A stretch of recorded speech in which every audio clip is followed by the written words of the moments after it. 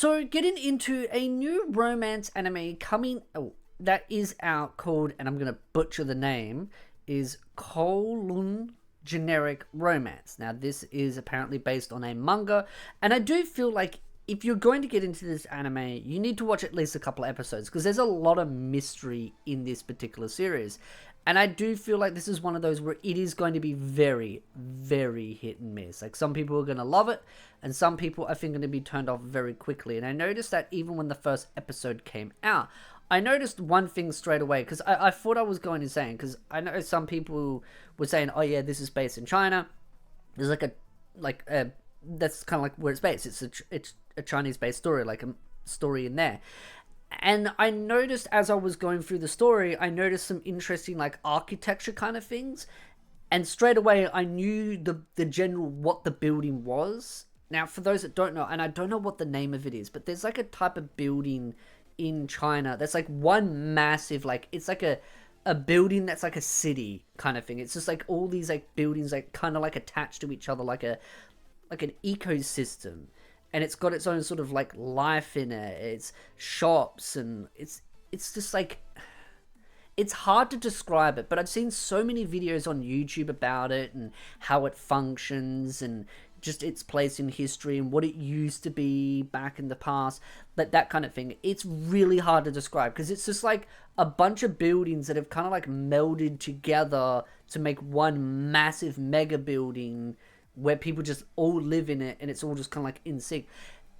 And then there's this like add this weird mystery in the story itself, where this weird alien glowy thing up in the sky that is not in real life, but that's in the story.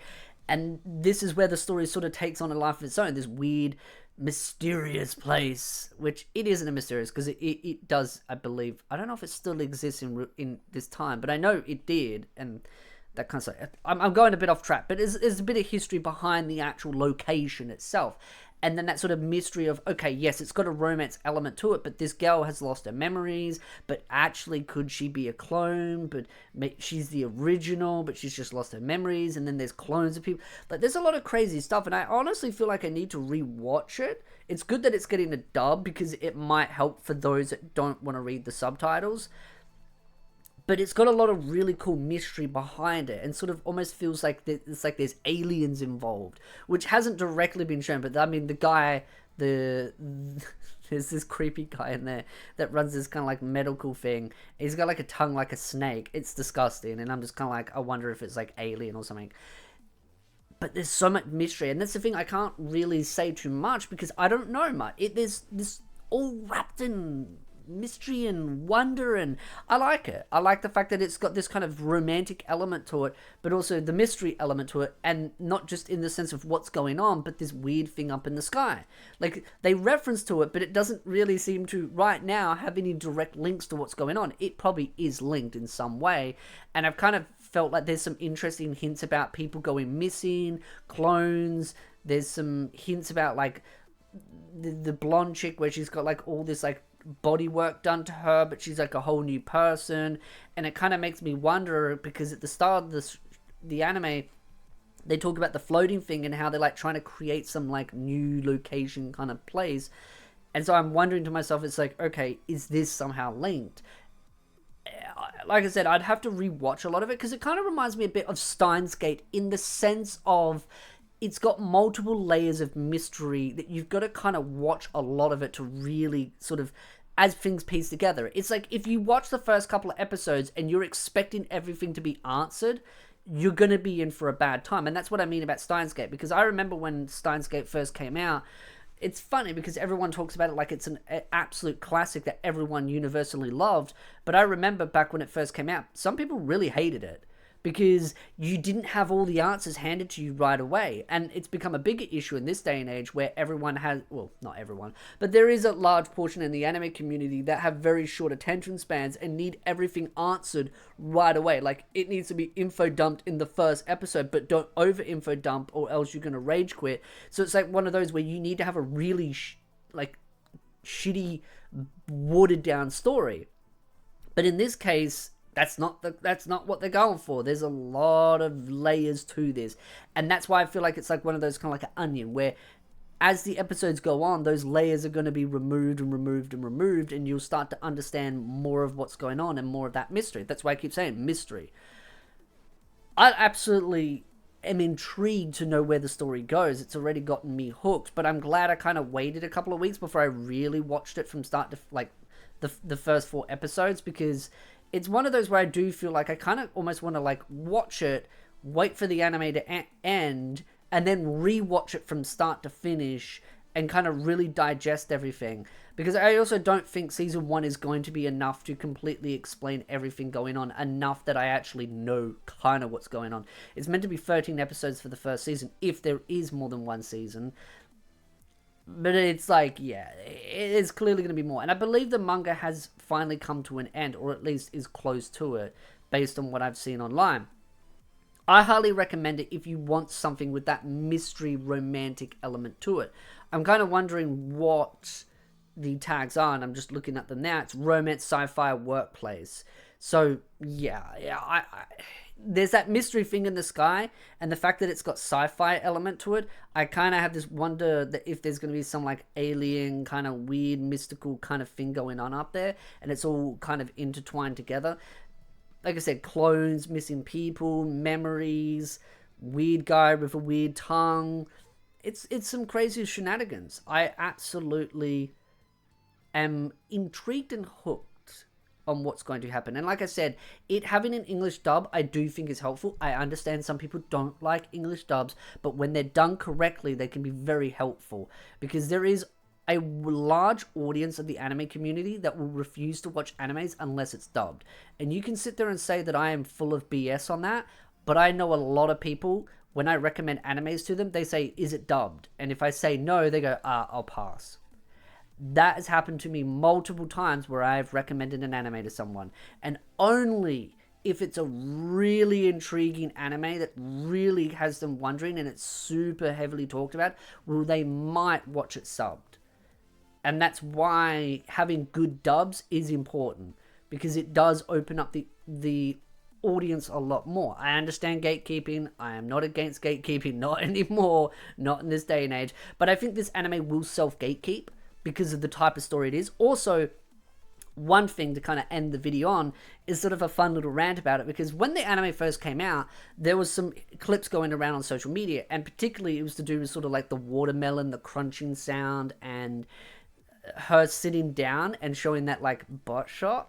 But that wasn't what upset people. It was the fact that she pulled out a smoke and smoked, and people were ranting about it, being like, I'm not gonna watch this anime because she smokes. And I was just like, are you really gonna drop an anime all because a character in a story? And there is a lot of smoking in this, like a lot of characters smoke, and I'll explain something afterwards. But I saw some people basically raging. They're like, I'm not going to watch this. And I'm like, really? You're not going to watch a show because the characters smoke? They're like, oh, but smoking isn't good for you. And I'm like, and they were trying to make it sound like that I was for it. And I'm like, I'm not saying that smoking is good for you. It's not. But again, it's a story. And this is the thing.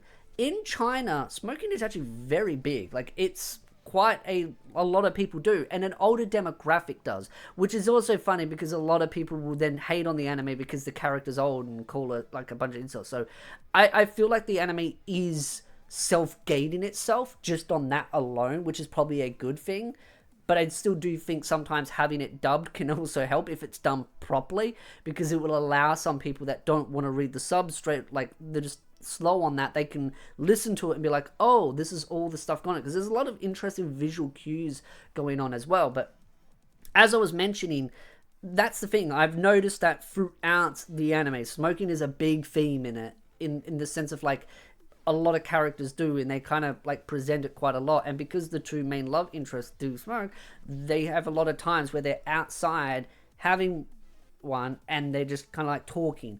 That intimacy, that kind of moments where they're going backwards and forwards.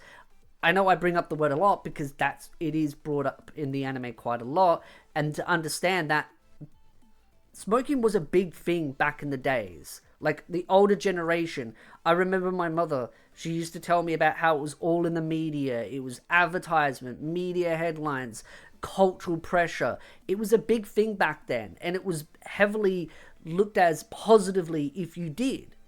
And so only recently over the years has that habit become seen as bad. Like all the new science coming out and saying, oh, this is actually a dirty habit, can lead to all these negative effects.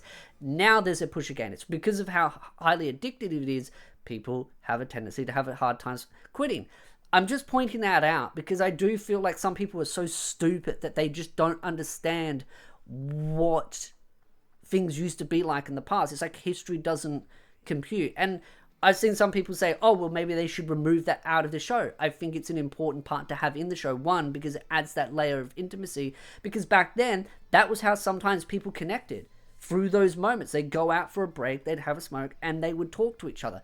That's how sometimes people would interact with each other. Those social interactions allow for bonding moments. And it also is a good thing to kind of look at as like a cultural history moment. Like, this is what sometimes humans were like. This is what things were like. Again, the alien weird sky stuff is a bit out of whack, and the location's a bit of a unique location, but the general concept of human interactions is what I think adds to that layer. And that's why I kind of like the anime. It's different. It's unique. It's not some copy-paste high school romance. I love my high school romances, but it's nice to see something different.